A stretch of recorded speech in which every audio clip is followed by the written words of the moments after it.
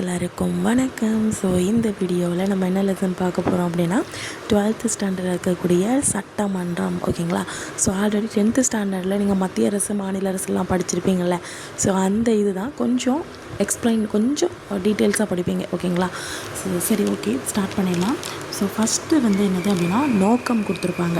என்ன நோக்கம், அதாவது இந்த சட்டமன்றம் அப்படிங்கிறது இருக்காங்கல்ல, ஸோ அதுக்கான நோக்கம் என்னது அப்படிங்கிறத பார்க்கலாம். ஓகேங்களா? ஸோ பிரதிநிதிகள் அப்படிங்கிறவங்க பிரதிநிதிகள்னால் என்னது, நம்ம ஓட்டு போட்டு செலக்ட் பண்ணுறவங்களோ இல்லை மறைமுக தேர்தல் மூலமாக செலக்ட் பண்ணுறவங்களோ. ஓகேங்களா? ஸோ அவங்க பதிலளிக்க கடமைப்பட்டவர்களாக இருப்பாங்க. ஓகேங்களா? அது மட்டும் இல்லாமல் மக்களுடைய நலனுக்கு பொறுப்புள்ளவர்களாக இருப்பாங்க. ஓகேங்களா? ஸோ இவங்க தான் யார், பிரதிநிதிகள். ஓகேங்களா? ஸோ இதுதான் அவங்களுடைய டியூட்டி அப்படின்னு சொல்கிறாங்க. அது மட்டும் இல்லாமல் சட்டத்தை இயற்றுறது, அதுக்கப்புறம் சட்டத்தை மாற்றுறது, இந்த மாதிரி ஒரு அமைப்பையும் அவங்க செய்வாங்க அப்படின்னு சொல்கிறாங்க. ஸோ நெக்ஸ்ட் பார்த்திங்கன்னா டோட்டல் இந்தியாவில், ஓகேங்களா, ஸோ இந்தியாவில் ஃபுல்லாக பார்த்திங்க அப்படின்னா என்ன சொல்கிறாங்க அப்படின்னா, அந்த சட்டமன்றத்தை நாடாளுமன்றம் அல்லது தேசிய சட்டமன்றம் அப்படின்னு சொல்கிறாங்க. ஓகேங்களா? ஸோ அதுக்கப்புறம் மாநிலம் அல்லது ஒன்றிய ஆளுக்குட்பட்ட பகுதிகளில் என்ன சொல்கிறாங்க அப்படின்னா, அந்த சட்டமன்றத்தை என்ன சொல்கிறாங்க அப்படின்னா சட்டமன்ற பேரவை அப்படின்னு சொல்கிறாங்க. ஓகேங்களா? புரிஞ்சுதா? ஓகே. ஸோ பிரதிநிதிகள் அப்படிங்கிறது யார் அப்படின்னா பதிலளிக்க கடமைப்பட்டவர்கள், அதாவது மக்களுடைய நலனுக்காகவோ இல்லை இவங்களுக்கு மேலே யாராவது இருக்கவங்க இந்த எதனால் இப்படி நடந்துச்சு அப்படி மாதிரி கொஸ்டின் கேட்குறதோ அதுக்கு ஆன்சர் பண்ணுறதுக்கு, ஸோ சட்டம் இயற்றுறதுக்கு, சட்டத்தை மாற்றுறதுக்கு, திருத்தம் கொண்டது, இந்த மாதிரி விஷயங்களுக்கு அவங்க ஒரு பொறுப்பு, ஒரு என்ன சொல்கிறது, அவங்களுடைய டியூட்டியாக அது இருக்கும். ஓகேங்களா? ஸோ அதுக்கப்புறம் இந்தியாவில் என்ன சொல்லுவாங்க, டோட்டலாக இருக்கக்கூடிய அந்த சட்டமன்றத்தை என்ன சொல்லுவாங்க அப்படின்னா நாடாளுமன்றம் அல்லது தேசிய சட்டமன்றம் அப்படின்னு சொல்லுவாங்க. இது மாநிலம் அப்புறம் ஒன்றிய ஆளுக்குட்பட்ட பகுதிகளுக்கு சட்டமன்ற பேரவை அப்படின்னு சொல்லுவாங்க. ஓகேங்களா? ஸோ நாடாளுமன்றம்னு எடுத்துக்கிட்டிங்க அப்படின்னா 2 அவை இருக்கும். ஒன்று மக்களவை, இன்னொன்று மாநிலங்களவை. ஓகேங்களா? ஸோ அந்த நாடாளுமன்றம் எதன் அடிப்படையில் அமைஞ்சது அப்படின்னா பிரிட்டிஷ் நாடாளுமன்ற முறை அடிப்படையில் அமைஞ்சது. ஓகேங்களா? ஸோ இந்த ஈரவை அப்படிங்கிறது அமெரிக்கா அடிப்படையில் அமைஞ்சது. ஓகேங்களா? ஸோ பிரிட்டிஷ் நாடாளுமன்றத்தை ஃபாலோ பண்ணுறோம், அமெரிக்கா ஈரவை இதை ஃபாலோ பண்ணுறோம். ஓகேங்களா? ஓகே. ஈரவைக்கு அமெரிக்காவில் தான் ஃபாலோ பண்ணுறோம். ஓகே. ஸோ ஈரவை அப்படிங்கிறது மக்களவை, மாநிலங்களவை. ஓகேங்களா? சில மாநிலங்களில் பார்த்திங்க அப்படின்னா சட்ட மேலவை இருக்குது, சட்ட சபை இருக்கும். நிறைய மாநிலங்களில் பார்த்திங்க அப்படின்னா சட்டமன்றம், அதாவது ஒன்லி சட்டமன்றம், ஒரே ஒரு சட்டமன்றம் தான் இருக்குது, சட்ட மேலவை அப்படின்னு மட்டும்தான் இருக்குது. ஓகேங்களா? சில மாநிலங்களில் சட்ட மேலவை இருக்குது, சட்ட சபை இருக்குது. நிறைய மாநிலங்களில் ஒரே ஒரு சட்ட மேலவை மட்டும்தான் இருக்குது. ஓகேங்களா? ஸோ ஒன்றிய ஆளுக்குட்பட்ட பகுதிகள் இதில் பார்த்திங்க அப்படின்னா சென்ட்ரல் கவர்மெண்ட்டுடைய நேரடி ஆட்சி அங்கே இருக்கும். ஓகேங்களா? ஸோ டெல்லி, புதுச்சேரி இதை தவிர மற்ற பகுதிகளில் சென்ட்ரல் கவர்மெண்ட் மத்திய அரசாங்கம் நேரடி ஆட்சியில் இருக்கும். ஓகேங்களா? அதுக்கப்புறம் பார்த்திங்கன்னா இந்த நாடாளுமன்றத்தை எப்படி இது பண்ணுறாங்க அப்படின்னா ஒன்றிய சட்டமன்றம் அப்படின்னு சொல்கிறாங்க, இல்லாட்டி தேசிய சட்டமன்றம் அப்படின்னு சொல்கிறாங்க. ஓகேங்களா? ஸோ ஒன்றிய சட்டமன்றம் இல்லாட்டி தேசிய சட்டமன்றம். ஓகேங்களா? ஸோ இவங்க என்ன பண்ணுவாங்க, முடிவுகளை எடுப்பாங்க. என்ன மாதிரி முடிவுகள் அப்படின்னா இவங்க ஒரு உச்ச அமைப்பு அப்படின்னு சொல்கிறாங்க. அது மட்டும் இல்லாமல் மக்களாட்சியுடைய அடையாளமாக இவங்க தெரியும் அப்படின்னு சொல்கிறாங்க. எது அப்படின்னா இந்த ஒன்றிய சட்டமன்றம் அல்லது தேசிய சட்டமன்றம் அப்படிங்கிறது. ஓகேங்களா? ஸோ மக்களாட்சிக்கு இது ஒரு அடையாளமாக இருக்கும். அது மட்டும் இல்லாமல் இது ஒரு உச்ச அமைப்பு, ஹை லெவலு அப்படின்னு சொல்கிறாங்க. ஓகேங்களா? ஸோ அதுக்கப்புறம் கூட்டத்தொடர் கொடுத்துருப்பாங்க. ஸோ கூட்டத்தொடர் பார்த்திங்க அப்படின்னா கூட்டத்தொடரில் அதாவது சட்ட முன்வரைவு, ஒரு சட்டத்தை கொண்டு வரணும் அப்படின்னா கண்டிப்பாக முன்வரைவு அப்படிங்கிறது தேவைப்படும். ஓகேங்களா? ஸோ அதுக்கப்புறம் தீர்மானங்கள் நிறைவேற்றுவாங்களே, ஸோ அது நிகழ்வுகள் குறித்து விவாதம் நடத்துறது. அது மட்டும் இல்லாமல் திட்டமிட்டு கால வரையறையில். ஓகேங்களா? ஸோ அதுக்கப்புறம் எந்த டைமில் நாடாளுமன்றம் கூடுறது, எந்த டைமில் இந்த டைமில் வேண்டாம், அந்த மாதிரி விஷயங்களை சொல்கிறது. ஓகேங்களா? ஸோ இந்த கூட்டத்தொடரில் சொல்கிறாங்க கிட்டத்தட்ட ஒரு வருஷத்துக்கு 3 தடவை கூட்டத்தொடர் கூட்டுவாங்களாம். ஓகேங்களா? ஸோ இப்போ இந்த கூட்டத்தொடர் என்னென்னு பார்க்கலாம். நிதிநிலை கூட்டத்தொடர். இப்போது ஜனவரி மாதம் உங்களுக்கு இது வருதா, பொங்கல் வருதா, ஸோ அப்போ நிறைய காசு காலியாக போயிருக்கும். ஸோ அப்போ நிதி பிரச்சனை வந்திருக்கும். ஸோ அப்போ பிப்ரவரிலேருந்து மே வரைக்கும், மே ஸ்கூல் லீவு, ஸோ அப்போத்தோட முடிஞ்சிச்சு. ஜூலை மழை, ஜூலை, அப்போ ஜூலை ஆகஸ்ட்டு. நெக்ஸ்ட்டு குளிர்காலம், நவம்பர் டிசம்பர். ஓகேங்களா? நவம்பர் மட்டும் வச்சுக்கோங்க, நவம்பர் டிசம்பர். ஓகேங்களா? நெக்ஸ்ட்டு பார்த்திங்க அப்படின்னா நாடாளுமன்றத்தில் 2 முக்கியமான அதிகாரம் இருக்குது. ஓகேங்களா? நாடாளுமன்றத்துக்கு 2 முக்கிய அதிகாரம் கொடுத்துருக்குறாங்க. ஒன்று சட்ட ரீதியாக அதிகாரம், இன்னொன்று நிதி அதிகாரம் ஓகேங்களா. ஸோ அதுக்கப்புறம் நீதி அதிகாரம் ஓகேங்களா. ஸோ அதுக்கப்புறம் சட்ட அதிகாரம் பார்த்திங்கன்னா சட்டத்தை இயற்றுறதுக்கு. நிதி அதிகாரங்கிறது வந்து இந்த நிதிநிலை அறிக்கை விடுறது, ஸோ அந்த கணக்குகள் எல்லாத்தையும் தயார் செய்கிறது, அதுக்கப்புறம் இந்த குடியரசுத் தலைவர், துணை குடியரசுத் தலைவர் இவங்களை செலக்ட் பண்ணுறது, ஸோ அப்புறம் இந்த தேர்தலை நடத்துறதுக்கு அந்த தேர்வு செய்யக்கூடிய பணிகள் யாரெல்லாம் அந்த பணிகள் பண்ணுவாங்கள்ல, ஸோ அவங்கள தேர்வு செய்கிறது, இந்த மாதிரி விஷயங்கள் எல்லாத்தையும் இவங்க பண்ணுவாங்க. உமன்ஸ்க்கு வந்து 33% இடஒதுக்கீடு வந்து கொடுக்கணும்னு சொல்லி சட்ட முன்வரைவு வச்சாங்க ஓகேங்களா. ஸோ அது வந்து மாநிலங்களவையில் நிறைவேற்றிட்டாங்க, ஆனால் மக்களவையில் நிறைவேற்றலை அப்படின்னு சொல்கிறாங்க ஓகேங்களா. ஸோ 2010 மாநிலங்களவையில் பெண்களுக்கு 33% இடஒதுக்கீடு அப்படிங்கிறது வந்து என்ன பண்ணிட்டாங்க அப்படின்னா உங்களுக்கு 2010 மாநிலங்களவையில் நிறைவேற்றிட்டாங்க. எதை அப்படின்னா 33% இடஒதுக்கீடு சட்ட முன்வரைவு ஓகேங்களா. ஸோ அதுக்கப்புறம் இந்திய அரசமைப்பு சட்ட முன்வரைவு, இதில் வந்து பார்த்திங்கன்னா 108வது திருத்த சட்டம் ஓகேங்களா. ஸோ இது என்ன அழைக்குது அப்படின்னா பெண்கள் இடஒதுக்கீடு முன்வரைவு அப்படின்னு சொல்கிறாங்க ஓகேங்களா. ஸோ இது வந்து மக்களவையில் நம்ம நிறைவேற்றினா மட்டும்தான் இது சட்டமாக ஆகும் அப்படின்னு சொல்கிறாங்க ஓகேங்களா. மாநிலங்களவையில் இப்போ பெண்களுக்கு வந்து 33% இடஒதுக்கீடு வந்து கொடுத்துட்டாங்க, ஆனால் மக்களவையில் வந்து நிறைவேற்றினா மட்டும்தான் அது சட்டமாக ஆகும் அப்படின்னு சொல்கிறாங்க. இதுக்கு வந்து எத்தனாவது சட்ட திருத்தம்னா 108வது, அதாவது பெண்களுக்கு ஒதுக்கீடு கொடுக்கலன்னா ஒன்று ஆம்புலன்ஸில் 108 ஆம்புலன்ஸில் சேர்த்துருவோம் அப்படின்னு ஞாபகம் வச்சுக்கோங்க ஓகேங்களா. ஓகே, நெக்ஸ்ட்டு வந்து நாடாளுமன்றம் ஓகேங்களா. ஸோ நாடாளுமன்றத்தில் என்ன சொல்கிறாங்கன்னா பதவி நீக்க முறைன்னு ஒரு இது வருது ஓகேங்களா. அதை என்ன சொல்கிறாங்க அப்படின்னா பழிச்சாட்டுதல் நடைமுறைன்னு சொல்கிறாங்க ஓகேங்களா. ஸோ பதவி நீக்க முறை அப்படிங்கிறது வந்து பழிச்சாட்டுதல் நடைமுறை அப்படின்னு சொல்கிறாங்க. இப்போ குடியரசுத் தலைவர், துணை குடியரசுத் தலைவர், அப்புறம் உச்ச நீதிமன்ற நீதிபதி, அப்புறம் அவருடைய தலைமை நீதிபதி, உயர் நீதிமன்ற தலைமை நீதிபதி, அப்புறம் அவங்களுடைய நீதிபதிகள் இவங்களை பற்றி விவாதம் பண்ணுறதுக்கோ இல்லை அந்த நிறைவேற்றி அவங்கள நீக்கம் செய்கிறதுக்கு அந்த இதில் வந்து இவங்க வந்து இப்போ இருக்கலாம். ஸோ அந்த நாடாளுமன்றத்துக்கு அந்த உரிமை வந்து உண்டு ஓகேங்களா. ஸோ விவாதம் செய்கிறதுக்கோ அதை நீக்கம் செய்கிறதுக்கோ இவங்களுக்கு உரிமை இருக்குது. அதனால தான் இதை என்ன சொல்கிறாங்க பதவி நீக்க முறை அல்லது பழிச்சாட்டுதல் நடைமுறை அப்படின்னு சொல்கிறாங்க ஓகேங்களா. ஸோ இந்த கூட்டத்தொடர் வந்து வருஷத்துக்கு 3 தடவை இருக்குன்னு சொன்னால், சப்போஸ் 3 தடவை கூட்ட முடியலை அப்படின்னா மினிமம் ஒரு 1 இயருக்கு 2 தடவையாவது கூட்டணும் அப்படின்னு சொல்கிறாங்க ஓகேங்களா. ஸோ ஃபஸ்ட்டு கூட்டத்தொடர் நடக்கும்போது சிறப்புரை யார் ஆற்றுவார் அப்படின்னா குடியரசுத் தலைவர் தான் ஓகேங்களா. ஸோ அதுக்கப்புறம் இதில் என்னென்ன பணிகள்லாம் அதில் நடக்கும் அப்படின்னா அந்த கூட்டத்தொடரில் திட்டம் சம்மந்தமாக, அப்புறம் ஏதாச்சும் புதுசாக முயற்சிகள் எடுக்கிறது, சட்டம் இயற்றுறது, ஏதாச்சும் விஷயங்களை மேற்பார்வையிடுறது, நிதிநிலை அறிக்கையை பற்றி சொல்கிறது, அப்புறம் வந்து திட்டங்களை நிறைவேற்றுறது, மக்களுடைய குறைகளை வெளிப்படுத்துறது, இது எல்லாமே அந்த கூட்டத்தொடரில் வந்து நடக்கும் ஓகேங்களா. ஸோ அமைச்சர்களும் இது நல்ல இம்பார்ட்டண்டான பாயிண்ட்ஸ் நல்லா கேட்டுக்கோங்க. அமைச்சர்கள் வந்து தனியாக அல்லது கூட்டாக எதுக்கு பொறுப்பானவர்கள் அப்படின்னா மக்களவைக்கு பொறுப்பானவர்கள் ஓகேங்களா. ஸோ இதெல்லாம் நெக்ஸ்ட்டு வந்து மக்களவையுடைய செயல்பாடு பற்றி பார்க்க போகிறோம் ஓகேங்களா. இப்போது ஈரவை இருக்குது இல்லைங்களா. ஆனால் அந்த நிதி செலவு இதெல்லாம் பார்க்குறது இருக்குல்ல, அது எல்லாமே அது ஒப்புதல் பெறுறது எல்லாமே மக்களவையில் தான். ஃபஸ்ட்டு நிதி வந்தாலே நிதி மசோதா, பண மசோதா இந்த மாதிரி வந்தாலே உங்களுக்கு வந்து மக்களவையில் தான் செல்லுபடி ஆகும் ஓகேங்களா. ஸோ மக்களவை வந்து ஏன் அப்படின்னு சொல்கிறாங்க அப்படின்னா, ஏன்னா எலெக்ஷன் வந்து 18 வயசுக்கு மேற்பட்டவங்க எல்லோரும் சேர்ந்து என்ன பண்ணுறாங்க மக்களவைக்கு தான் ஓட்டு அதிகமாக போடுறாங்க அப்படி தானே. அங்கே தான் அவங்களுக்கு வந்து இது மெஜாரிட்டி வந்து அதிகம் ஓகேங்களா. ஸோ அதான் 543 தொகுதி இருக்குது இல்லைங்களா. ஸோ அதில் வந்து 543 நாடாளுமன்ற உறுப்பினர்கள் மக்களவையில் இது பண்ணுறாங்க. ஸோ 2 ஆங்கிலோ இண்டியன்ஸ் வந்து நியமன உறுப்பினர்களாக செலக்ட் பண்ணுறாங்க ஓகேங்களா. ஸோ நெக்ஸ்ட்டு வந்து கூட்டத்தொடர் நடத்த ஓகேங்களா. ஸோ இது கூட்டத்தொடர் நடத்துறது பார்க்கலாம். ஸோ இதில் வந்து மொத்த உறுப்பினர்களில் ஓகேங்களா, ஸோ மொத்த உறுப்பினர்களில் 10ல் 1 பங்கு இருக்கணும் ஓகேங்களா.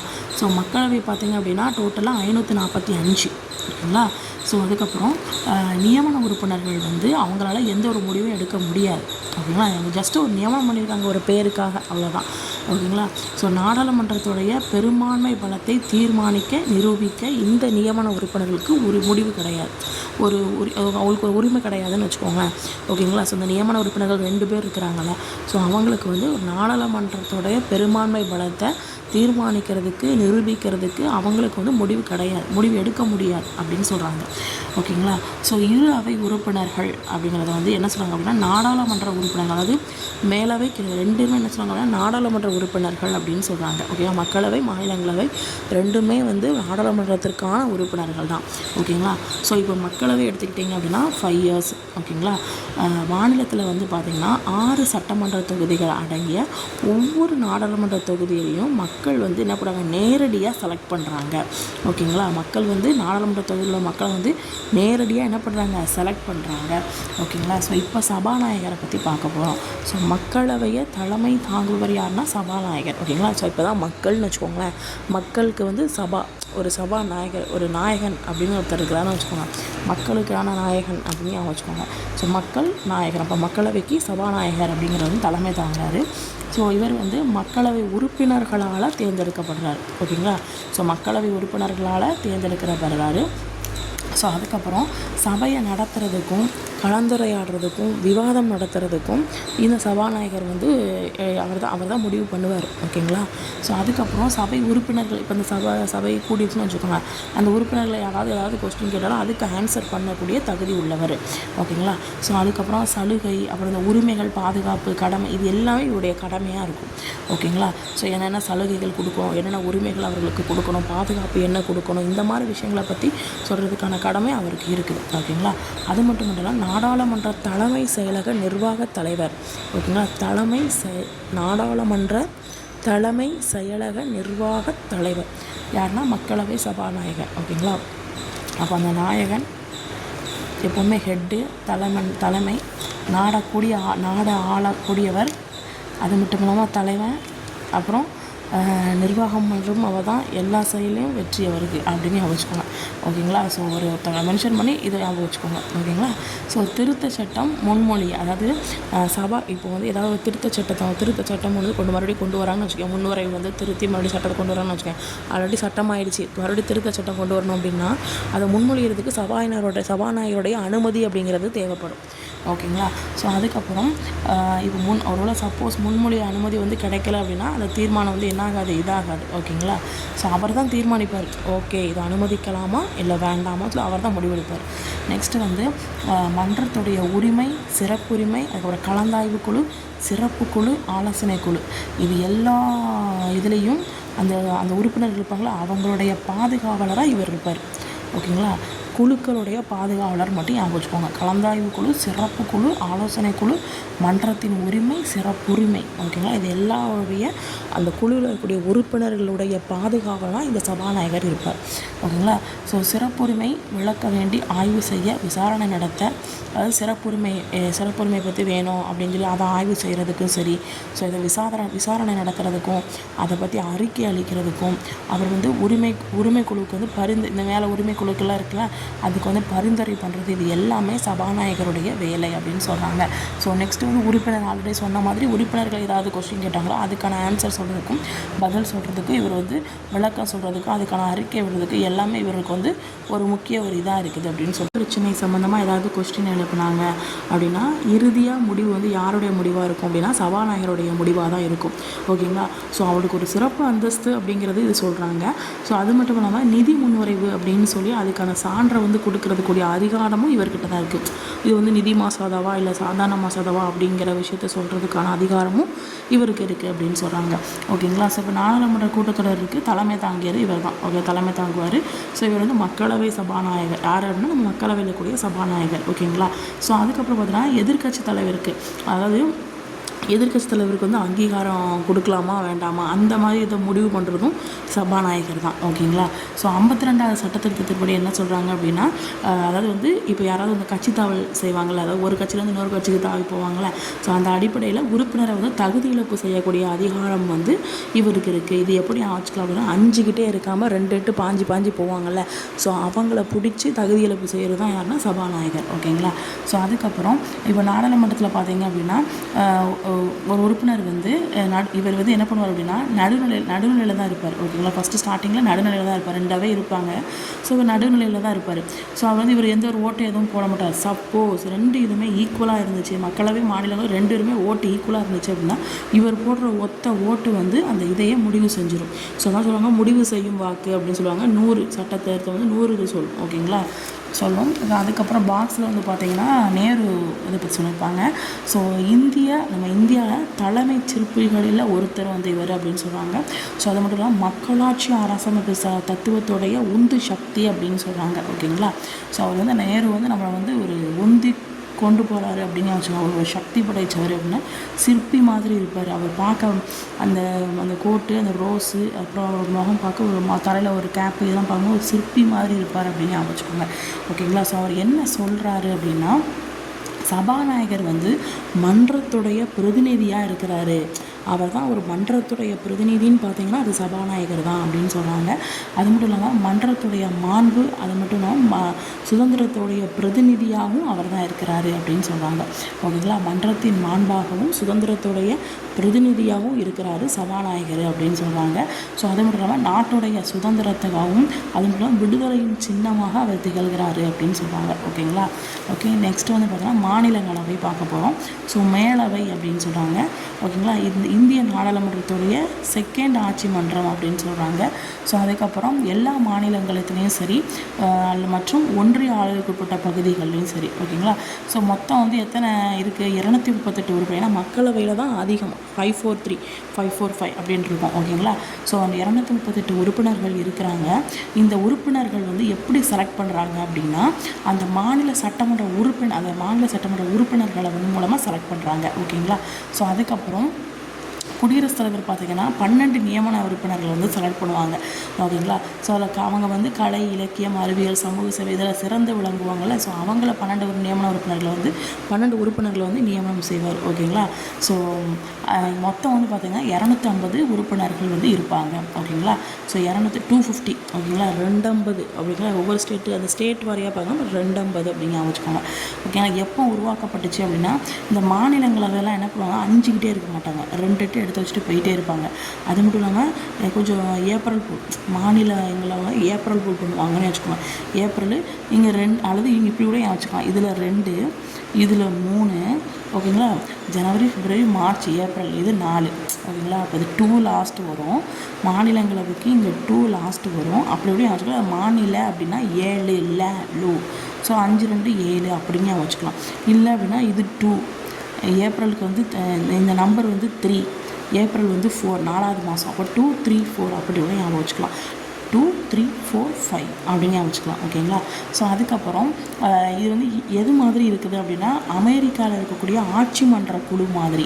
ஓகேங்களா, அது மட்டும் இல்லாமல் மாநில உரிமை மற்றும் நலன் பாதுகாக்கும் அமைப்பாகவும் இது இருக்குது அப்படின்னு சொல்கிறாங்க. ஓகேங்களா, மாநிலத்துடைய உரிமை அப்புறம் நலன் பாதுகாக்கக்கூடிய அமைப்பாக இது இருக்குது, அமெரிக்கா மாதிரி இருக்குது அப்படின்னு சொல்கிறாங்க. அமெரிக்காவில் ஆட்சி மன்ற குழு மாதிரியே இருக்குது அப்படின்னு சொல்கிறாங்க. ஓகேங்களா, ஸோ அதுக்கப்புறம் இப்போது மக்களவை மாதிரியே மாநிலங்களவையும் கலைக்க முடியாது. ஓகேங்களா, 2 வருஷத்துக்கு என்ன பண்ணுவாங்க அப்படின்னா 2 வருஷத்துக்கு 1/3 பங்கு உறுப்பினரை வந்து என்ன பண்ணுவாங்க, பதவிக்காலத்தை நிறைவு பண்ணுவாங்க. ஓகேங்களா, ஸோ ஒரு உறுப்பினருடைய பதவிக்காலம் பார்த்தீங்க அப்படின்னா 6 வருஷம். ஓகே, மாநில 7ன்னா நீங்கள் 6ன்னு வச்சுக்கோங்க. 6 வருஷம் அப்படின்னு வச்சுக்கோங்க. ஒற்றை மாற்று மூலம் விகிதாச்சார பிரதிநிதித்துவத்தின் அடிப்படையில் செலக்ட் பண்ணுவாங்க. ஓகேங்களா, ஸோ மாநிலங்களுடைய செயல்பாடு என்னன்னு சொல்லி பார்க்கலாம்.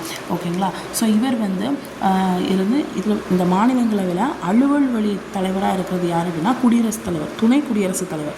ஏன்னா மக்களவைனா உங்களுக்கு குடியரசுத் தலைவர், மாநிலங்களவை அப்படின்னா துணை குடியரசுத் தலைவர். ஓகேங்களா, ஸோ அப்போ அலுவல் வழி அவைத்தலைவராக இருக்கக்கூடியவர் யார் அப்படின்னா துணை குடியரசுத் தலைவர். ஓகேங்களா, ஸோ அதுக்கப்புறம் அதாவது இந்த பண மசோதா, நிதி மசோதா இதெல்லாம் இருக்குல்ல, இந்த முன்வரவை தவிர்த்து மற்றதெல்லாம் இருக்கும்ல, மற்ற முன்வரைவுகள் நிறைய வரும்ல, அதை பற்றி விவாதிக்கிறதுக்கும் சரி, அதை பற்றி கேட்குறதுக்கும் சரி, அதுக்கான தீர்மானம் நிறைவேறதுக்கும் சரி, விதிகள் ஏதாச்சும் கொண்டு வரணும், இது எல்லாமே இவரை பேஸ் பண்ணி நடக்கும். ஓகேங்களா, அந்த பண மசோதா, நிதி மசோதா தவிர, அந்த முன்வரைவை தவிர. ஓகேங்களா, ஸோ அதுக்கப்புறம் சட்டம் இயற்றுதல் பார்த்தீங்க அப்படின்னா மக்களவை மாநிலங்களவை ரெண்டுமே சேம் தான்.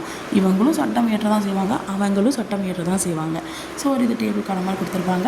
நாடாளுமன்றம் வந்து மாநிலங்களவை மக்களவை ரெண்டாக பிரியுது. இதில் 250க்கு மிகாமல் இருக்கணும். ஸோ இங்கே 552க்கு மிகாமல் இருக்கணும். ஸோ இதில் 12 நியமன உறுப்பினர்கள் குடியரசுத் தலைவர் தேர்ந்தெடுக்கிறாரு. ஸோ அதுக்கப்புறம் இதில் வந்து 238 இதில் வந்து மிகாமல் வந்து இருக்கணும். ஓகேங்களா, அந்த மாநில ஒன்றிய ஆளுக்கு உட்பட்ட பகுதிகளை 238 பிரதிநிதிகளுக்கு மிகாமல் இருக்கணும். ஸோ இதில் வந்து 530 2 ஆங்கிலோ இண்டியன்ஸுக்கு 2 ஆங்கிலோ இண்டியன்ஸு அதுவும் மிகாமல் இருக்கணும். ஸோ இதில் வந்து பார்த்திங்கன்னா ஒன்றிய ஆளுக்கு உட்பட்ட பகுதியில் வந்து 20 உறுப்பினர்களுக்கு மிகாமல் இருக்கணும் அப்படின்னு சொல்லுவாங்க. ஓகேங்களா, ஸோ அதுக்கப்புறம் இப்போ அமெரிக்கா ஐக்கிய நாடு அந்த நாட்டுடைய மாநில குழுவுடைய உறுப்பினர் பார்த்திங்கன்னா செனட்டர்கள் அப்படின்னு சொல்கிறாங்க. ஓகேங்களா, ஸோ அப்போ இது எப்படி அமைச்சுக்கலாம்னா, அமெரிக்கா இருக்குது. அமெரிக்காவில் எல்லாமே கொஞ்சம் செனட்டு பிடிச்சவங்க, திமிரு பிடிச்சவங்க, சும்மா ஒரு செனட்டு ஒரு கையை ஒரு மாதிரி பண்ணிட்டு அப்படி பண்ணுவாங்களா அப்படின்னு ஞாபகம் வச்சுக்கோங்க. மாநில குழுவுடைய உறுப்பினர், அங்கே உள்ள மாநில குழு உறுப்பினர்கள் வந்து கொஞ்சம் சரியான திமிரு பிடிச்ச புள்ள போல, செனட்டு பிடிச்ச புள்ள போல செனட்டர்கள் அப்படின்னு ஞாபகம் வச்சுக்கோங்க. ஓகேங்களா, ஸோ அது மட்டும் இல்லாமல் இவங்க வந்து பாப்புலேஷன் அதாவது இப்போ உறுப்பினர்கள் இருக்கிறாங்கன்னு வச்சுக்கோங்க. நம்ம நாட்டிலலாம் என்ன பண்ணுவாங்க, எவ்வளோ பாப்புலேஷன் இருக்கோ அதுக்கு தகுந்தப்போ பிரதிநிதிகளை செலக்ட் பண்ணுவாங்க. ஆனால் அங்கே எப்படின்னா பாப்புலேஷன் இதெல்லாம் எதையுமே யோசிக்க மாட்டாங்க. எல்லாருக்குமே ஈக்குவல் சம பிரதிநிதித்துவம் தான் கொடுப்பாங்க. 10 லட்சம் மக்கள் தொகை 1 லட்சம் மக்கள் தொகை இருந்தாலும் அதே பிரதிநிதி தான், ஒரு பிரதிநிதி தான். 5 லட்சம் இருந்தாலும் அதே ஒரு பிரதிநிதி, அந்த மாதிரி கொடுப்பாங்க. ஓகேங்களா, ஸோ நம்மளோட இந்திய மாநிலத்தில் பார்த்திங்கன்னா மக்கள் தொகையை பேஸ் பண்ணி தான் நடக்கும் அப்படின்னு சொல்கிறாங்க. ஓகேங்களா, ஸோ அதுக்கப்புறம் மாநிலங்களுடைய உறுப்பினர்கள் பார்த்திங்க அப்படின்னா இந்திய சிட்டிசனாக இருக்கணும், 30 வயசு கம்ப்ளீட் ஆகிருக்கணும். ஓகேங்களா, 6 வருஷம் இருக்கணும். இது வந்து ஒரு நிரந்தர அவைன்னு சொல்கிறாங்க. இது முழுமையாக கலைக்க முடியாது அப்படின்னு சொல்கிறாங்க. ஸோ இந்த மாநிலங்களவை உறுப்பினரை வந்து நாடாளுமன்ற தொகுதியில் அவர் வந்து ஒரு வாக்காளராக இருக்கணும்.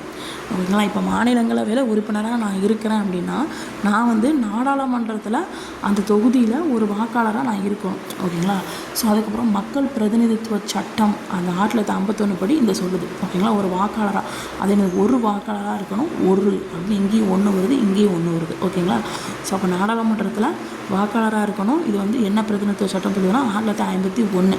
ஓகேங்களா, இதே மக்கள் பிரதிநிதித்துவ சட்டம் வந்து என்ன சொல்லுதுன்னா 3வது பிரிவு என்ன சொல்லுது அப்படின்னா என்ன இது சொல்லுது அப்படின்னா அதே 2003. ஓகேங்களா, ஸோ அதை வந்து என்ன பண்ணியிருக்காங்க, அதை திருத்தியிருக்காங்க. ஓகேங்களா, இந்த பிரதிநிதித்துவ திருத்த சட்டத்தின் மூலமாக 2003 என்ன பண்ணியிருக்காங்க, திருத்தியிருக்காங்க.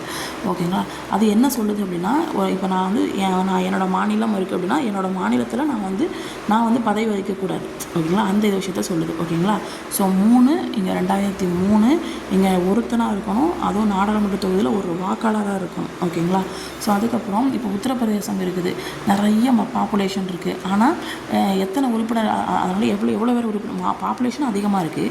ஸோ அப்போ வந்து மாநிலங்களவைக்கு எத்தனை பேரை செலக்ட் பண்ணுவாங்க, 31 உறுப்பினர்களை செலக்ட் பண்ணுவாங்க. ஏன் அதிகமாக செலக்ட் பண்ணுறாங்க, ஏன்னா மக்கள் தொகை அதிகம். மக்கள் தொகை ஏற்றப்போ அவங்க என்ன பண்ணுறாங்க, உறுப்பினர்களை செலக்ட் பண்ணுறாங்க. இது சிக்கிம் எடுத்துக்கிட்டிங்க அப்படின்னா பாப்புலேஷன் கம்மி. ஸோ அதனால் அங்கே எத்தனை பிரதிநிதிகளை செலக்ட் பண்ணுறாங்க, ஒரே ஒரு பிரதிநிதியை. இது தமிழ்நாடு எடுத்துக்கிட்டிங்க அப்படின்னா 18 உறுப்பினர்களை. ஓகேங்களா, ஸோ இது மாதிரி ஒவ்வொரு உறுப்பினர்களும் அந்தந்த மாநிலங்களுடைய அந்த மக்கள் தொகையை பாப்புலேஷனை பொறுத்து வேறுபடும் அப்படின்னு சொல்கிறாங்க. ஓகேங்களா, இந்த உறுப்பினரோட எண்ணிக்கையை பற்றி எத்தனாவது பட்டியலில் சொல்லுது அப்படின்னா 4வது பட்டியலில் சொல்லுது. ஓகேங்களா, 4. ஓகேங்களா, 4 நாளும் ஓகேங்களா, நாளும் இதே மொழியாக போச்சு. எத்தனை பேரை செலக்ட் பண்ணுறது, எத்தனை மக்கள் தொகையை எத்தனை செலக்ட் பண்ணுறது, நாளும் பொழுதாக போச்சு அப்படின்னு ஞாபகம் வச்சுக்கோங்க. ஓகேங்களா, ஸோ அதுக்கப்புறம் நாடாளுமன்ற உறுப்பினர்களுக்கான அதிகாரம் சிறப்புரிமை இது வந்து பார்க்குறோம். ஓகேங்களா, ஸோ இது கொஞ்சம் என்ன இந்த லெசனை வந்து பார்க்க ஒரு சில இது வந்து பிடிச்சிருந்துச்சு, ஒரு சில இதை பார்க்கும்போது அப்படியே ஏன் தான் எழுதுகிறோம் அப்படிங்கிற மாதிரி தோண ஆரம்பிச்சிட்டு. ஸோ வந்து பார்த்திங்கன்னா பேச்சுரிமை, அதுக்கப்புறம் கருத்து தெரிவிக்கக்கூடிய உரிமை, அதுக்கப்புறம் அந்த வாக்குகள் வந்து அவங்க கொடுத்துருப்பாங்களா, அந்த வாக்குகள் வந்து எந்த நீதிமன்றத்தினாலும் சரி சட்ட நடவடிக்கை எடுக்கிறதுக்கு பாதுகாப்புக்கு எதிரான ஒரு உரிமைகளை வந்து கொடுத்துருக்கோம். ஸோ அது மட்டும் இல்லை, இதெல்லாம் வந்து நாடாளுமன்ற உறுப்பினருக்கு, இப்போ நான் தான் நாடாளுமன்ற உறுப்பினர் இருக்குன்னா எனக்கு பேச்சுரிமை இருக்குது, எனக்கு கருத்து தெரிவிக்கிற உரிமை இருக்குது. நான் அளித்த ஓட்டு வந்து எந்த நீதிமன்றத்துலேயும் அந்த சட்ட நடவடிக்கைக்கு எதிராக, அந்த பாதுகாப்புக்கு எதிராக என்னால் வந்து அங்கே போய் கொடுக்க முடியும். ஓகேங்களா, ஸோ அதுக்கப்புறம் அந்த உரிமை வந்து எனக்கு இருக்குது. நெக்ஸ்ட் வந்து ஈரவையிலையும் நான் அறிக்கை விடலாம், கட்டுரை அந்த வாக்கு வந்து இது கொடுக்கலாம். அது மட்டும் இல்லாமல் நடவடிக்கைகளை வந்து வந்து பிரசுரிப்பு சொல்கிறதுக்கு வந்து எதிரான சட்ட நடவடிக்கைகள் எந்த நீதிமன்றத்திலையும் நான் வந்து தொடரலாம். இந்த என்னோட பாதுகாப்புக்கு தகுந்தாப்புல நான் என்ன பண்ணலாம், எந்த நீதிமன்றத்திலையும் நான் தொடரலாம். இது எல்லாமே நாடாளுமன்ற உறுப்பினர்கள் உறுப்பினருக்கான அதிகாரமும் சிறப்பு உரிமை கொடுத்துருக்காங்க. ஓகேங்களா. நாடாளுமன்ற நடவடிக்கையை பற்றி விசாரிக்கிறதுக்கு நீதிமன்றத்துக்கு தடை அப்படின்னு சொல்கிறாங்க. ஓகேங்களா. நாடாளுமன்றத்தை பற்றி இது பண்ணுறதுக்கு விசாரிக்கிறதுக்கு நீதிமன்றத்துக்கு தடை. ஓகேங்களா. ஸோ அதுக்கப்புறம் மக்களவை அதிகாரம் சொல்லி பார்த்தீங்க அப்படின்னா நாட்டுடைய ஒட்டுமொத்த மக்களுடைய பிரதிநிதியாக வந்து இருப்பாங்க. ஓகேங்களா. ஸோ அது மட்டும் இல்லாமல் மக்களாட்சி அமைப்பில் ஒரு உயரிய இடம். ஓகேங்களா. அதுக்கப்புறம் இந்த கொள்கைகள், திட்டங்கள், சட்டங்கள் இது எல்லாத்தையும் அவங்க வந்து ஃபார்ம் பண்ணுவாங்க.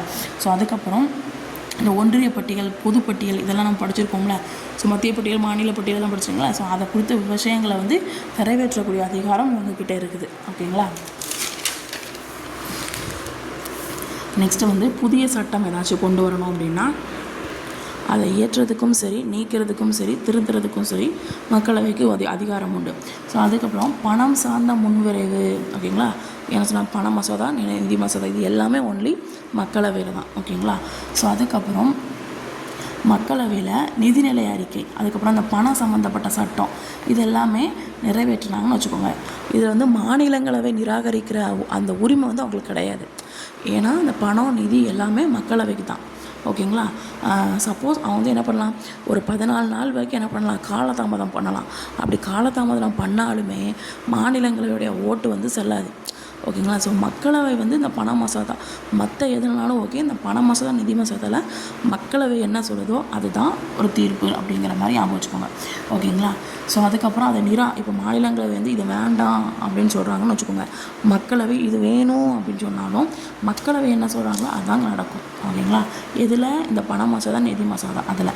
ஓகேங்களா. ஸோ இப்போ மக்களவை வந்து எதெல்லாம் கண்ட்ரோல் அவங்க கண்ட்ரோல் இருக்குது அப்படின்னா கேள்வி, துணை கேள்வி, அதுக்கப்புறம் இந்த முன்வரைவு, இந்த முறை நிறைவேற்றுறது, நம்பிக்கையில்லா தீர்மானம், இந்த மாதிரி இதெல்லாமே மக்களவையில் வந்து நிறைவேற்றப்படும். ஓகேங்களா. ஸோ இப்போ வந்து அரசமைப்பை வந்து திருத்தம் பண்ணணும் அப்படின்னா அந்த அவசரகால நிலை பிரகடனம் வந்து ரிலீஸ் பண்ணுறதுக்கு இவங்க தான். ஓகேங்களா.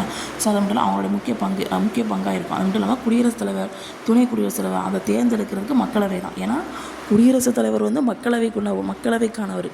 ஓகேங்களா. துணை குடியரசுத் தலைவரும் மாநிலங்களுக்கானது. ஆனால் குடியரசுத் தலைவர் உள்ளே இடம்பெறும்போது துணை குடியரசுத் தலைவர் அங்கே வரத்தான் செய்வார். அப்போ குடியரசுத் தலைவர், துணை குடியரசுத் தேர்தலில் இவங்க வந்து அதை தேர்ந்தெடுக்கிற இவங்களுக்கு ஒரு பங்கு இருக்குது அப்படின்னு சொல்கிறாங்க. ஓகேங்களா. அது மட்டும் இல்லாமல் புதிய குழு ஆணையம் அமைக்கிறதுக்கு இவங்களுக்கு பங்கு இருக்குது. யாருக்கு? மக்களவைக்கு.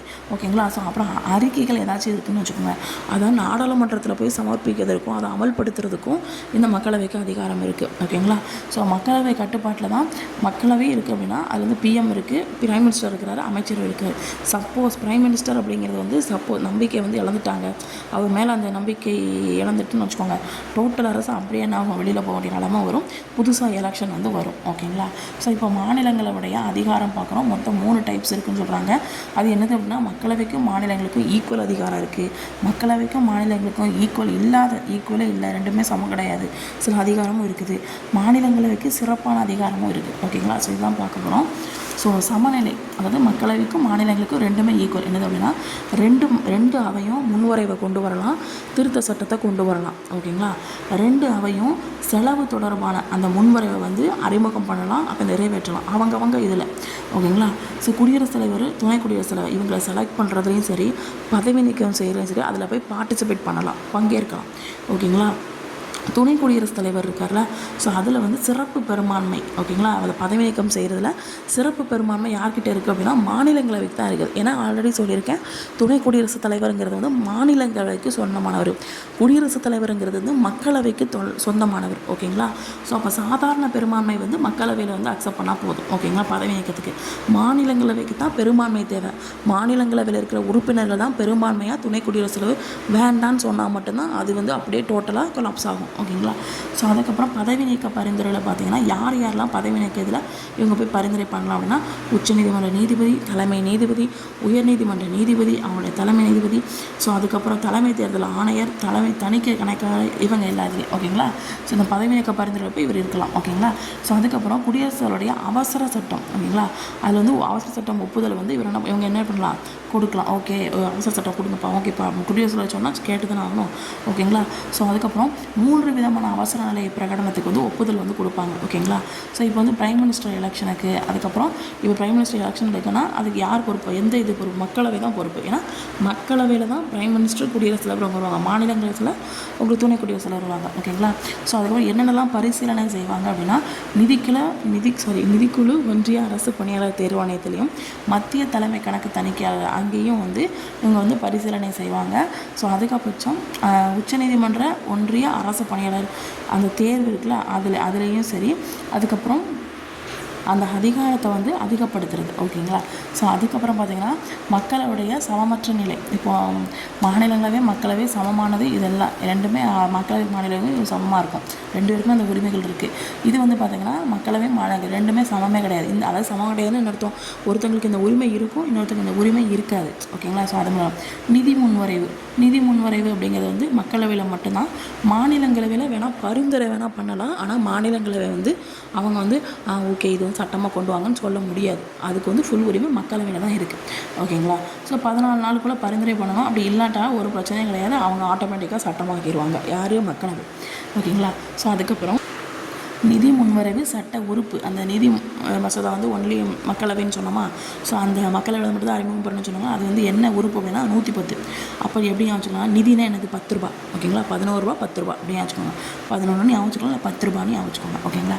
ஸோ அதுக்கப்புறம் இந்த முன்வரைவு, பண மசோதாக்கான பண வரைவோ இல்லை முன்வரைவோ இதை பற்றி தீர்மானிக்கிறது மக்களவை சபாநாயகர் தான். ஓகேங்களா. இது வந்து பண மசோதாவா நிதி மசோதாவா சொல்கிறது வந்து மக்களவை சபாநாயகர் தான். ஓகேங்களா.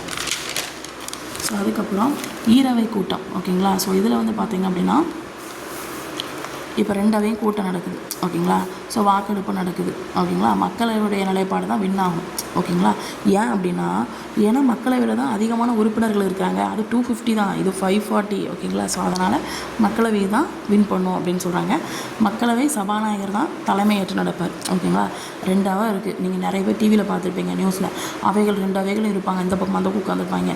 ஸோ அதில் வந்து ஒரு ஹெட்டாக நடுவில் ஒருத்தர் உட்காந்துருப்பார், சபாநாயகர். ஓகேங்களா. ஸோ அது யாருன்னா மக்களவையுடைய சபாநாயகர். ஓகேங்களா. ஸோ ஆளும் கட்சி, எதிர்கட்சி அங்கே உட்காந்துருப்பாங்க. ஸோ அதில் ஆளும் கட்சி தான் அதிகமாக இருக்கும், எதிர்கட்சி கம்மியாக இருக்கும். இது காமனாக எல்லாருக்கும் தெரிஞ்ச விஷயம் தான். ஸோ அதுக்கப்புறம் நிதிநிலை அறிக்கை திட்டம் வந்து மக்களவையில் தான் சிறப்புரிமையாக இருக்கும். ஏன்னா நிதின்னு ஆல்ரெடி சொன்னதே சொல்லிகிட்டு இருக்காங்க. ஓகேங்களா. ஸோ அதுக்கப்புறம் அவசர நிலை இருக்குல்ல, அதை நீக்கக்கூடிய தீர்மானமும் மக்களவையிட்ட தான் இருக்குது. ஸோ அதுக்கப்புறம் இந்த அமைச்சர்கள் இருப்பாங்களா, பிரைம் மினிஸ்டர் கீழே அமைச்சர்கள்னு பார்த்துருப்போம்ல, குடியரசுத் தலைவர், துணை குடியரசுத் தலைவர், பிரைம் மினிஸ்டர், அப்புறம் அமைச்சர்கள் இதெல்லாம் பார்த்தோம். இது எல்லாமே இந்த அமைச்சர்கள் வந்து குழுவாவோ இல்லை தனியாவோ மக்களவைக்கு தான் பொறுப்பானவங்க அப்படின்னு சொல்கிறாங்க. ஓகேங்களா. ஸோ அதுக்கப்புறம் மாநிலங்களவைக்கு அந்த 3வது இது சொல்கிறோம்ல, ஒன்று வந்து மக்களவை, மாநிலவை 2 பேருமே ஈக்குவல் அதிகாரம். 2வது என்ன பார்த்தோம், 2 பேருமே ஈக்குவல் அதிகாரம் கிடையாது. ஒருத்தனுக்கு இருக்கும், ஒருத்தங்களுக்கு இருக்காது. 3வது என்ன பார்த்தோம்னா மாநிலங்களவைக்கு மட்டும் சிறப்பு அதிகாரம் இருக்குது. அது என்னென்ன அதிகாரம்னு பார்த்தலாம். ஓகேங்களா. உறுப்பு 249. இது என்ன சொல்லுன்னா மாநிலங்களவை மாநில பட்டியல் அதிகாரங்கள். ஏன்னா இது மாநிலத்துக்கு சொந்தமான பட்டியல். இதில் மக்களவை எப்படி உள்ள நுழையாது. ஓகேங்களா. அப்போ இதில் வந்து நாடாளுமன்றம் சட்டமேற்ற அதிகாரம் அளிக்க முடியும். ஆனால் மக்களவை வந்து உள்ளே நுழைய முடியாது. ஓகேங்களா. அப்போ இது எப்படி ஞாபகம் வச்சுக்கலாம், 240 250 அந்த 250 அப்படிங்கிறது இதை ஞாபகம் வச்சுக்கோங்க. ஓகேங்களா. ஸோ 250 படிச்சுக்கோமா. ஸோ இது வந்து 249. ஓகேங்களா. ஸோ மாநிலங்களை 250 தானே. ஸோ 249 ஒரு இது கம்மி அப்படின்னு ஞாபகம் வச்சுக்கோங்க. ஸோ அதுக்கப்புறம் 312 இதில் வந்து பார்த்திங்க அப்படின்னா அனைத்து இந்திய தேர்வாணையத்தை உருவாக்குறதுக்கு நாடாளுமன்றத்துக்கு அதிகாரம் அளிக்க இயலும். ஓகேங்களா. இவங்க போய் என்ன பண்ணலாம், இப்போ அனைத்து இந்திய தேர்வாணையத்தை வந்து உருவாக்குங்கப்பா அப்படின்னு நாடாளுமன்றத்துக்கு போய் என்ன பண்ணலாம், அதிகாரம் அளிக்கலாம். ஓகேங்களா. ஆனால் மக்களவைக்கு இந்த உரிமை கிடையாது. ஓகேங்களா. ஸோ 312. ஓகேங்களா. 3 இது 1 2 3 மாதிரி வச்சுக்கோங்க. 1 நடுவில், 2 அதுக்கப்புறம் 3 முன்னாடி. ஓகேங்களா. 312. ஓகேங்களா. 312 அனைத்து இந்திய தேர்வாணையம். இப்போது தேர்வாணையம்னா எழுதி நீங்கள் தேர்வு எழுதுறீங்கன்னு வச்சுக்கோங்க. 1 எழுதுறீங்க, அதுக்கப்புறம் என்ன பண்ணுறீங்க 2 எழுதுறீங்க, 3 கொண்டு முன்னாடி எழுதுறீங்க, தேர்வாணையம். ஓகேங்களா. ஸோ அந்த தப்பாக இது பண்ணுறதுக்கு கூட உங்களுக்கு அதிகாரம் இருக்குது மாநிலங்களவைக்கு அப்படின்னு சும்மா ஒரு ஞாபகம் வச்சுக்கோங்க. ஓகேங்களா. ஸோ அதுக்கப்புறம் பார்த்திங்கன்னா மாநிலங்களவையில் பார்த்திங்கன்னா இதில் வந்து இதனுடைய நாடாளுமன்ற அமைப்பு இது மாநிலங்களவை இருக்குல்ல, இதில் வந்து ஆங்கிலேயருடைய நாடாளுமன்ற அமைப்பில் இருக்கக்கூடிய மேலவை மாதிரி இருக்குது, பிரபுக்கள் சபைன்னு சொல்லுவாங்க. ஓகேங்களா. அது மாதிரியே இதோடைய அதிகாரம் வந்து இருக்குது அப்படின்னு சொல்கிறாங்க. அது மட்டும் இல்லாமல் அமெரிக்கா மேலவை செனட் அவை போல் இருக்குது அப்படின்னு சொல்கிறாங்க. அங்கே எவ்வளோ அதிகாரம் இருக்கோ அதே மாதிரி இந்த அமெரிக்கா மேலவை இது வந்து இருக்குது, மாநிலங்களை பற்றி கம்பேர் பண்ணி சொல்கிறாங்க. ஓகேங்களா. ஸோ நெக்ஸ்ட்டு வந்துன்னா அமெரிக்காவில் செனட்டு, ஆங்கிலேய நாடாளுமன்ற அமைப்பில் பிரபுக்கள் சபை. ஓகேங்களா. ஸோ அதே மாதிரி இதில் இருக்குது அப்படின்னு சொல்கிறாங்க. ஓகேங்களா. அமெரிக்கா இதில் வந்து இருக்கிற மாதிரி இருக்குது, இல்லாத மாதிரி இருக்குது அப்படின்னு சொல்லுவாங்க. ஓகேங்களா. அதிகாரம் உடையது இல்லாதது போல் இருக்குது அப்படின்னு சொல்லுவாங்க. அமெரிக்கா மேலவை செனட் அவை போல் எது மாதிரி இருக்குது அப்படின்னா நாடாளுமன்ற அமைப்பு, அதாவது ஆங்கிலேய நாடாளுமன்ற அமைப்பில் உள்ள மேலவை மாதிரி இருக்குது. ஆங்கிலேயர் காலத்தில் இருக்கக்கூடிய நாடாளுமன்றத்தில் இருக்கக்கூடிய மேலவை மாதிரி, அதாவது பிரபுக்கள் சபை மாதிரி மாநிலங்களவை இருக்குதுன்னு சொல்கிறாங்க. அமெரிக்காவில் இருக்கக்கூடிய மேலவையில் செனட் அவை மாதிரி இருக்கிற மாதிரி இருக்குது, இல்லாத மாதிரி இருக்குது அப்படிங்கிற மாதிரி சொல்கிறாங்க. ஓகேங்களா. ஸோ 12 உறுப்பினர்கள் குடியரசுத் தலைவர் நியமனம் பண்ணுறாரு. ஸோ பிரதிநிதித்துவம் வந்து யார் யாருக்கெல்லாம் கொடுக்குறாங்க அப்படின்னா நேரடியாக தேர்தலை வந்து என்ன பண்ணுவாங்க, மீட் பண்ணாதவங்க, ஸோ புகழ்பெற்ற நிபுணர்கள், அதுக்கப்புறம் கலை இலக்கிய வல்லுநர்கள், அப்புறம் விஞ்ஞானிகள், இவங்க எல்லாருக்கையும் வந்து யாருங்க பெஸ்ட்டு அப்படின்னு சொல்லி செலக்ட் பண்ணுவார் இந்த குடியரசுத் தலைவர். ஓகேங்களா. ஸோ அதுக்கப்புறம் மாநிலங்களுடைய உரிமைகளை பாதுகாக்கும் காவலராக ஓகேங்களா மத்திய அதிகார தலைவர் வந்து இருக்குது அப்படின்னு சொல்கிறாங்க. ஓகேங்களா. ஸோ அதுக்கப்புறம் 120 ஓகேங்களா. 120ல் பார்த்திங்க அப்படின்னா நாடாளுமன்ற உறுப்பினர்கள் வந்து இப்போ 120 அப்படின்னா 12 மணிக்கு வச்சுக்கோங்க. 12 மணிக்கு ஹிந்தி இங்கிலீஷ் பேசினா என்ன சொல்லுவாங்க, ஓகேங்களா. ஸோ அப்போ வந்து 12 மணிக்கு ஒரு முட்டை, ஓகே, 12 மணி முட்டை. ஓகேங்களா. ஸோ அல்லது 120 இப்படி கூட வச்சுக்கலாம். நீங்கள் வந்து 12 ஹிந்தி இங்கிலீஷு அதுக்கப்புறம் இது எல்லாமே என்ன பண்ணால் அலுவல் மொழியாக, ஓகேங்களா. அலுவல் மொழியாக இப்போது இந்த கூட்டம் இருக்குல்ல, அந்த கூட்டத்தில் வந்து ஹிந்தி பேசுவாங்க, சில இடத்துல இங்கிலீஷ் பேசுவாங்க. நம்ம மாதிரி இருக்குது ரெண்டுமே தெரியலன்னா என்ன பண்ணுவாங்க, அவங்கவுங்க மதர் டங்கில் சில பேர் பேசுவாங்க. ஸோ அந்த மாதிரி மதர் டங்கில் பேசலாம் அப்படிங்கிற மாதிரி சொல்கிறாங்க. 120 ஓகேங்களா. ஒரு 120 கொடுத்து நீங்கள் வந்து உங்களுடைய தாய் இந்த மதர் டங் வந்து பேசுங்க அப்படின்னு வச்சுக்கோங்க. 120 ரூபா அல்லது 120 அல்லது 120 அப்படின்னு வச்சுக்கலாம். ஓகேங்களா. அல்லது 12 மணிக்கு ஹிந்தியும் இங்கிலீஷ் பேசுகிறான்னு கூட வச்சுக்கோங்க. ஓகேங்களா. ஸோ இந்த இதோட உங்களுக்கு ஃபுல்லாலாம் முடியல, இது பார்ட் 1. ஸோ பார்ட் 2 வந்து அடுத்து வரும். ஓகேங்களா. ஏன்னா லெசன் வந்து கொஞ்சம் அப்படியே இழுத்துக்கிட்டே போகிற மாதிரி இருக்குது. ஆனால் பாயிண்ட் வந்து கம்மி தான், படித்தது தான் கொஞ்சம் சில பாயிண்ட் மட்டும்தான் கொஞ்சம் டீட்டெயிலாக இருக்குது. மற்றபடி அதில் இருக்கிற மாதிரி தான் இருக்குது. ஸோ இருந்தாலும் கொஞ்சம் நீங்கள் இதை பார்த்துக்கிட்டிங்கன்னா உங்களுக்கு நல்லது. இது பார்ட் 1 வீடியோ. பார்ட் 2 வீடியோ வந்து அப்படியே உங்களுக்கு அடுத்து வரும். ஓகேங்களா.